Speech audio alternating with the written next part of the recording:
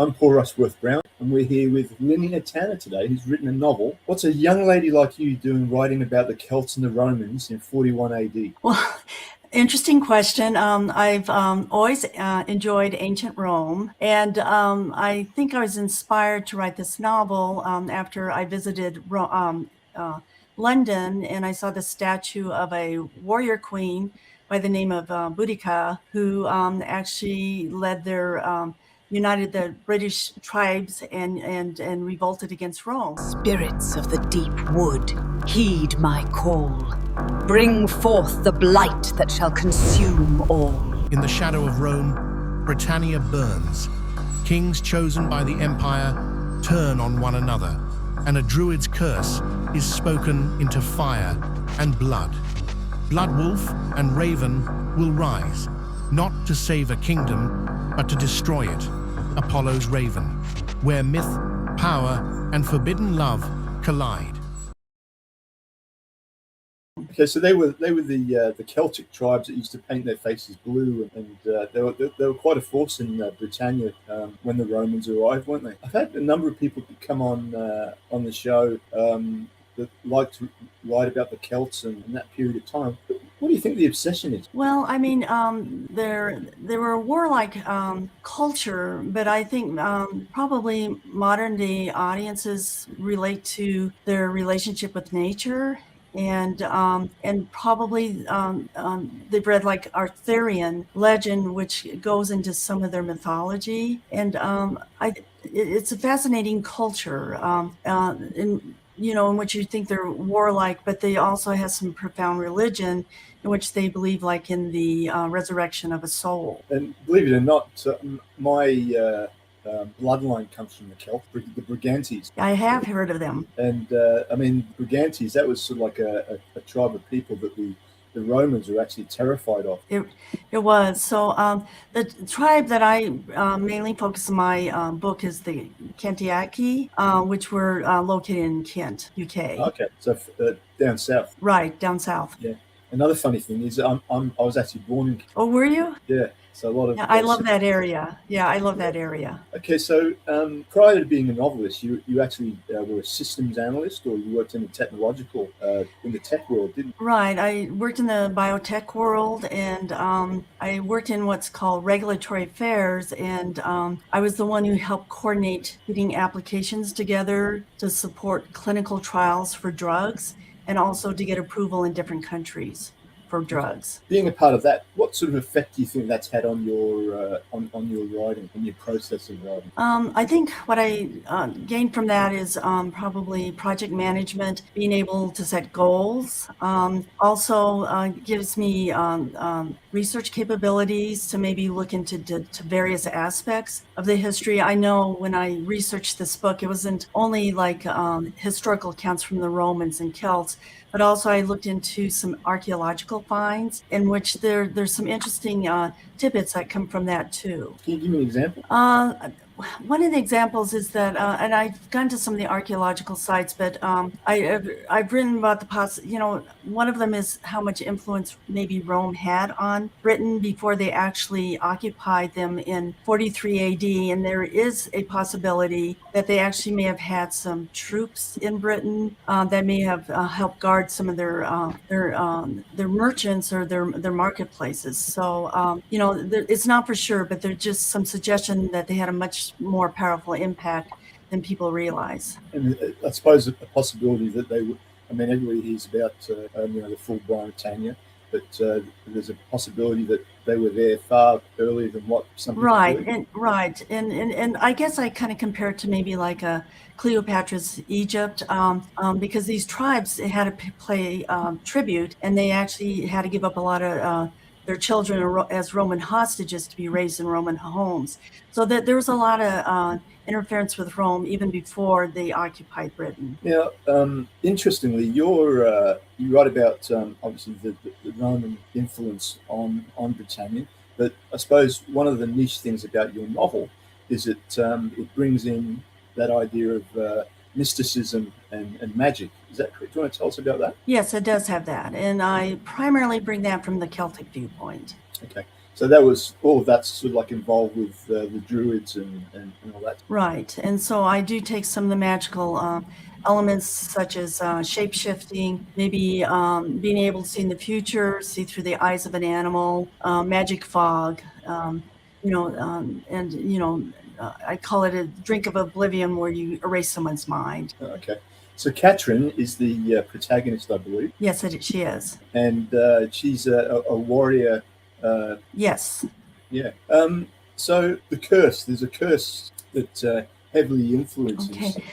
Right. So there is a curse, and the curse is that her father's former wife, who is a druid, casts a curse on him because he executes her, and her curse is that because of what he's doing to her, that his own son and daughter would rise out as I call him. Merrick is the blood wolf, and Katrin is the raven, and they would also destroy him and take over his kingdom. Right, and there's a bit of a love tingle in there somewhere, isn't there, with Marcellus and Katrin? Yes. So the story starts out with that Marcellus is accompanying his father on this trip, and they get into a heated disagreement on who's going to be the next heir in the kingdom. And so to reconcile the differences, they want to hold Marcellus as a hostage until they come to kind of a treaty or an agreement of what they're going to do. And so basically he's held as a hostage under Katrin's charge. So he's her prisoner, and yet there's a bit of a love story there. How did you develop the tension in the story with regard to that? That I suppose there's a bit of an issue there with obviously Marcellus being her enemy, but also her falling in love with him. How did you build the tension? Well, the ongoing tension throughout the first book is that they're both instructed to spy on each other, but they fall in love with each other, and so the tension is.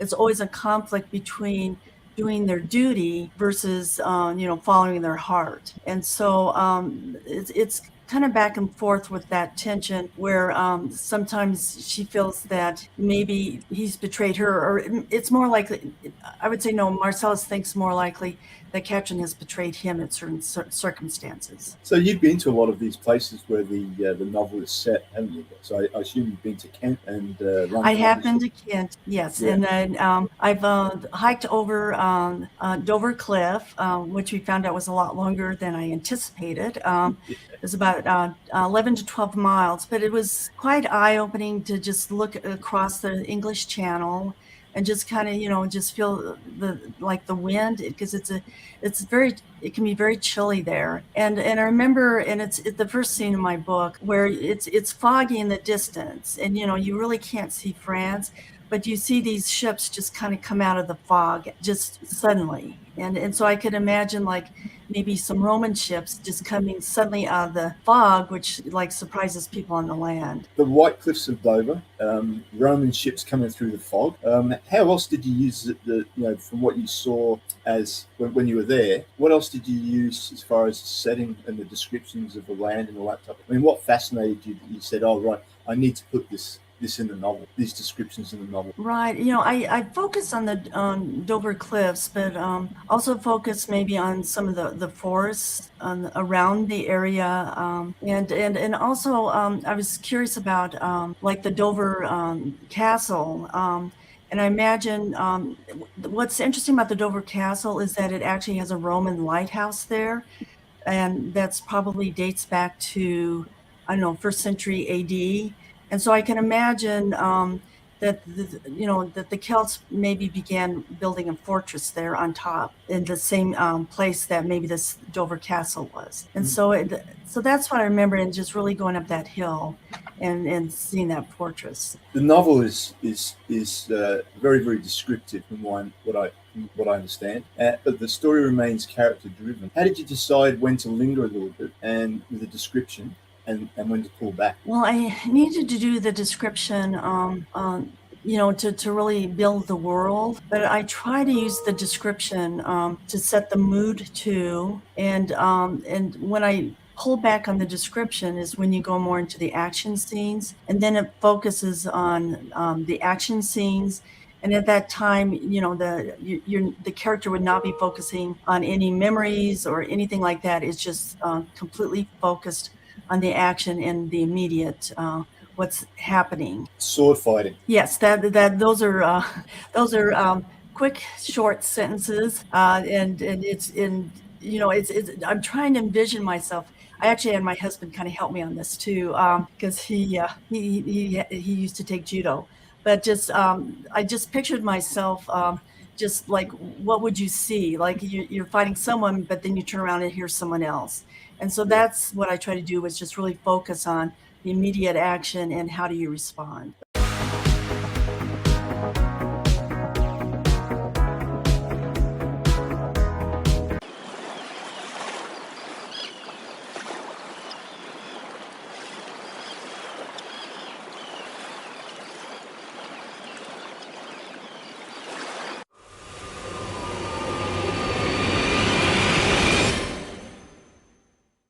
He crossed the Atlantic chasing opportunity, not suspicion. In the wilds of colonial America, a young Scot joins a surveying expedition to draw a line that will shape history. But when a man is found dead, the land turns hostile, trust fractures, and Angus MacKay finds himself standing on the wrong side of the truth. In a world where borders are dangerous and innocence is easily lost, how do you prove yourself when death is already on the line?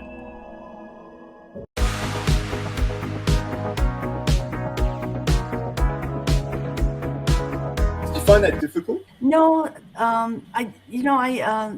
I actually just almost picture it like in a movie, and I begin to choreograph it. But sometimes I think I've actually had my husband kind of help me, like how can you get out of this hold? If you're a certain size versus another person, and he gives me hints on how to do this. Okay. And but we're talking about people holding swords and that type. I mean, one of my favorite movies is Braveheart, and some of the scenes, or the fighting scenes in that are pretty bloodthirsty, and B, quite technical. The length of your scenes, or the fighting scenes. Okay, you said that you choreograph that. I would find it very, very difficult to choreograph a sword fighting scene. What sort of problems did you have besides, I suppose, your husband helping you? Right. I mean, it just just trying to use some of the right words, as far as like when someone thrusts their sword. How do you defend against that? And do you parry? Do you I don't know what the right word is, or just defend yourself in some way, or use your shield or whatever. Yeah, right. I mean, because the Roman army was quite disciplined, whereas I assume that the Celts that you speak about were quite wild and undisciplined. So how did you build that into the equation? I probably I have put the more disciplined part of the Roman army, not so much into Apollo's Raven, because there's not a huge battle in this particular novel, but in the next book, the army does fight against with Merrick against capture against the Cantiaci. And in this case, I do some of the techniques that the Romans did, as far as doing a shield wall and stabbing in between the shields. Right. Okay. And then I do this also in Amulet's Rapture, which shows a scene where Marcellus is leading a battle. Okay, so there's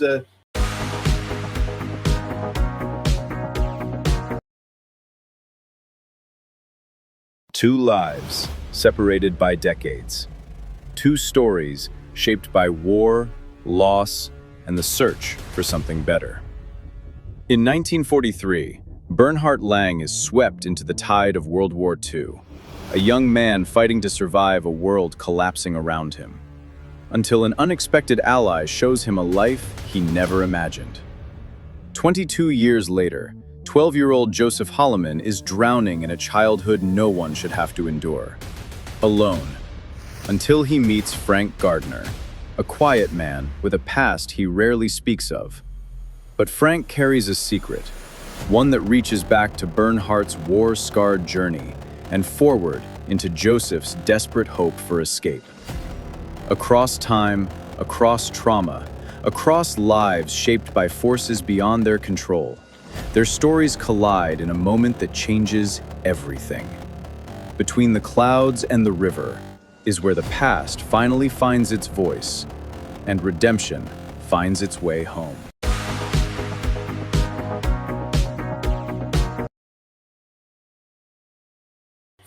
Four novels in the series, isn't there? Yes, there is now. Yeah.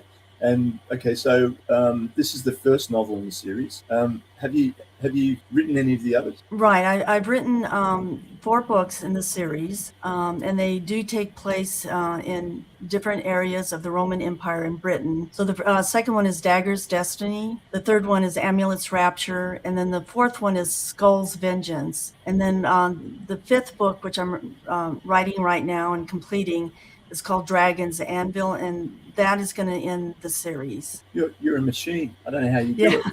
I don't know about that. I'd like to write even faster.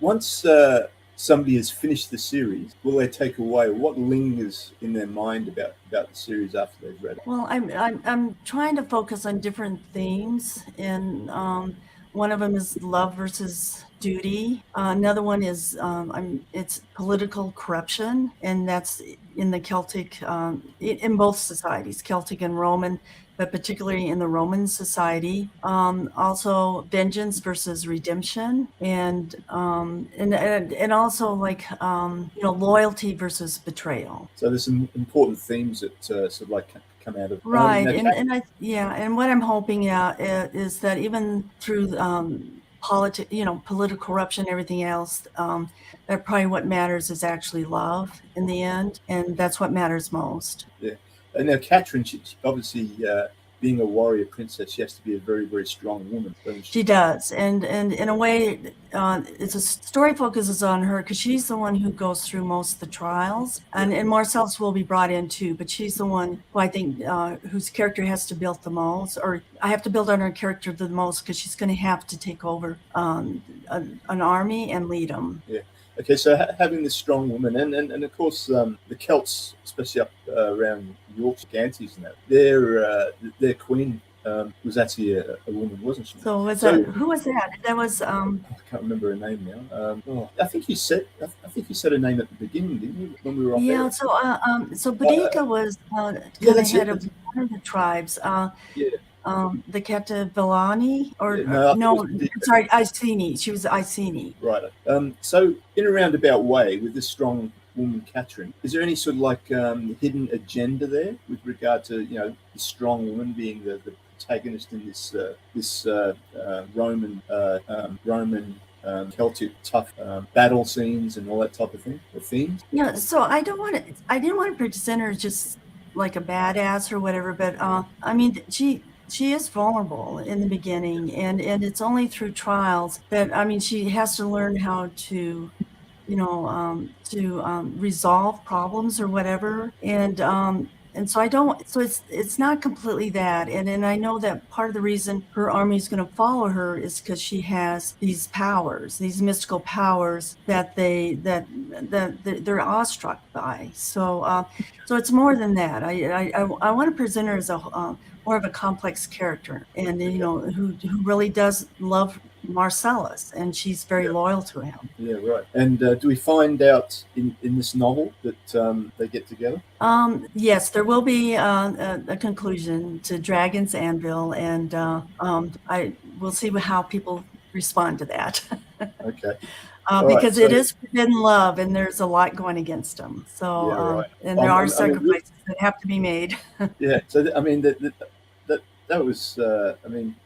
I imagine that back then, before the Romans fully invaded Britannia, a Roman soldier and a Druid queen or princess, them sort of like having a love affair would have been quite not the right thing to do. No, it would be considered almost betrayal. And so my male protagonist is the great grandson of Mark Antony, and I did do that for a reason, because it's almost like a tragic love story, like Mark Antony and Cleopatra. Right. All right. So, Linea, we're coming to my favorite part of the interview. And what I'm going to do is I'm going to ask you 10 quick fire questions. Okay. Right? Okay. So you need to say the first thing that comes to your mind. So it can be a one-word answer if you like. Okay, so the first question, ancient Rome or ancient Britannia? Ancient Britannia. Sword or prophecy? Prophecy. Research rabbit hole or writing flow? Do you know what I mean by the question? Writing straightforward. I don't think I try not to get into rabbit hole. Myth inspires history or history inspires myth? History inspires myth. Favorite place you've traveled to do the research? Probably Dover Cliffs. Okay. Morning writing or late night writing? Late night writing. One word that best describes Catherine. Resilient. Hardcover, paperback, or Kindle? Paperback. A book that first made you love history? I read The Egyptian, I think, when I was in 7th grade, and I think that's the book that really got me into to history. And also I read Ben-Hur. Okay. If Apollo's Raven were adapted to a film or series, who would play Catherine? I think her name is Kate Winston. She played Lagatha in The Vikings. And what sort of this isn't one of the questions, by the way, I'm just making this up on the go. But what characteristics do you take from yourself? From yourself? I think just her journey. Okay. And to me, it kind of represents my journey, but a more like bigger picture. I don't know, more mythical. Wonderful. It sounds absolutely fascinating, Linea. And it's been an absolute pleasure having you on the show. Well, it's been a pleasure to talk to you, Paul.